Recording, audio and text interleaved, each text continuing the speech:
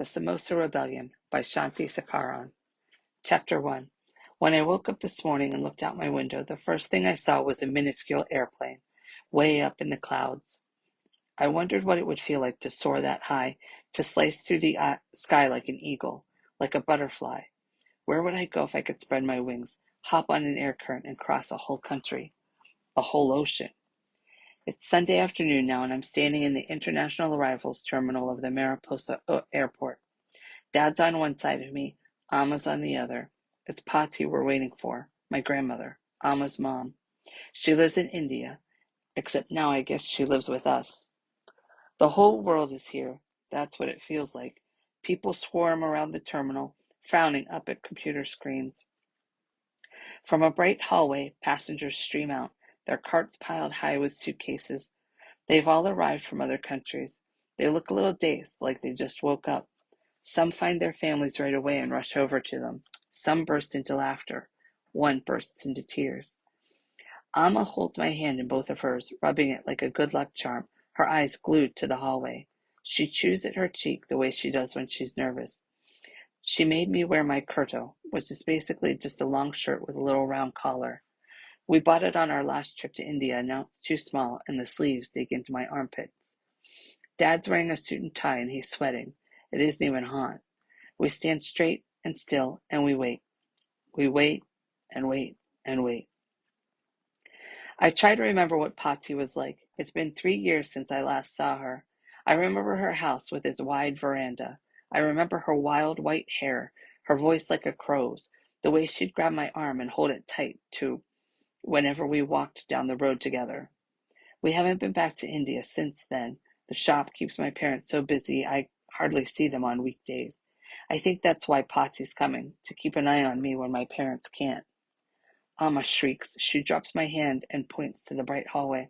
She's here, Dad says. Your Pati's here. He pulls at his collar and clears his throat. I see nothing but a mountain of luggage, 6 feet high, rolling toward us. And then a hand shoots up and waves. The luggage stops. From behind it steps an old lady. Blue sari, gigantic glasses, hair like a circus. Pati. Go, Amma pushes me forward. Go help her. When I get to Pati, we're the same height. She grabs my arm. Who is this, she asks, this strange man? She peers into my face and slaps me lightly on the cheek. Take these suitcases. Then she walks past me with a little jink in her step, off kilter and uneven, like her legs are in an argument. I watch her walk to Amma. Amma crouches down to touch Pati's feet, which is what people in India do to show respect. Pati catches her by the shoulders and pulls her back up, cups Amma's face in her hands, and for half a second Amma looks like a little girl. Then Pati pulls her into a hug. When they pull away from each other, Amma's face is flushed and wet, but she's smiling. Dad steps forward and bends down to touch Pati's feet. Pati lets him. I wonder if I should have touched her feet too. We don't do that sort of thing in Mariposa. On the car ride home, Pati falls asleep, her mouth hanging wide open, a jagged tooth poking out from under her lip. Her cheeks hang loose around her mouth, like samosa dough before it gets rolled out. Her eyelids are two lines lost in a sea of wrinkles. What would it be like, I wonder, to fly across the world to a new life?